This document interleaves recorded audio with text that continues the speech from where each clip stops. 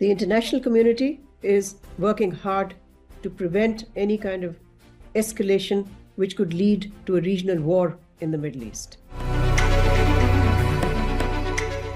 The Middle East at the moment is on edge. This is a very fraught moment because there's a great deal of unpredictability in how the situation will pan out.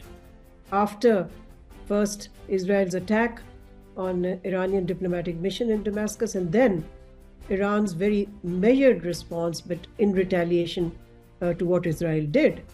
So the situation now is that Israel's war cabinet has been meeting to apparently decide what Israel should do next, because its leaders, its military leaders at least, have pledged that they will respond to the Iranian attack. Now, the Iranian attack, of course, was very carefully calibrated.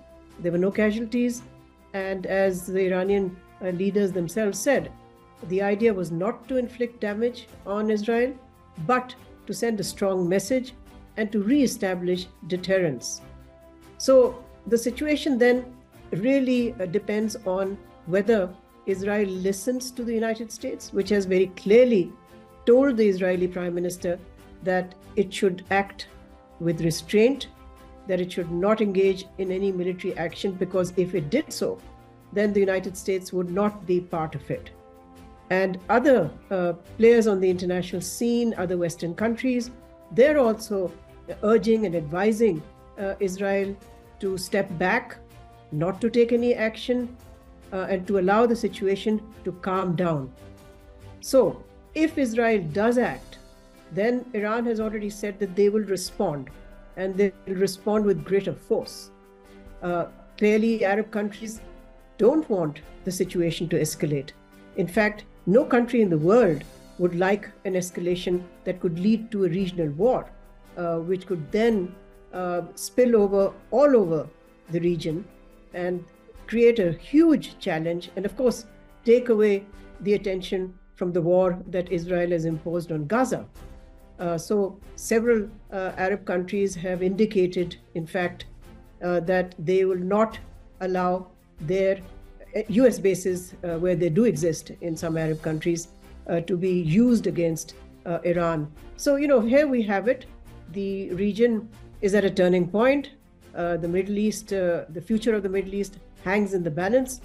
So a great deal depends on whether Israel does exercise restraint, because if it doesn't, then that situation can certainly snowball into a very, very dangerous and full-fledged regional conflict, and the consequences of that would be huge, not just for the region, but for the entire world.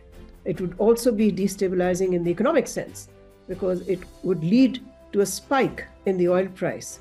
And what that would do to people across the world who are already suffering from a cost of living crisis would be very, very far-reaching and would be very, very painful. So I think the effort now by the international community, in fact, much of the international community is trying very hard to see how they can de-escalate the situation. And no country really wants to see any kind of a regional war. Israel may want to confront Iran militarily, hoping that the US will also come and support Israel. But because the US has almost given Israel an ultimatum, Israel will have to weigh that factor along with its stated desire to respond in some way to the Iranian action.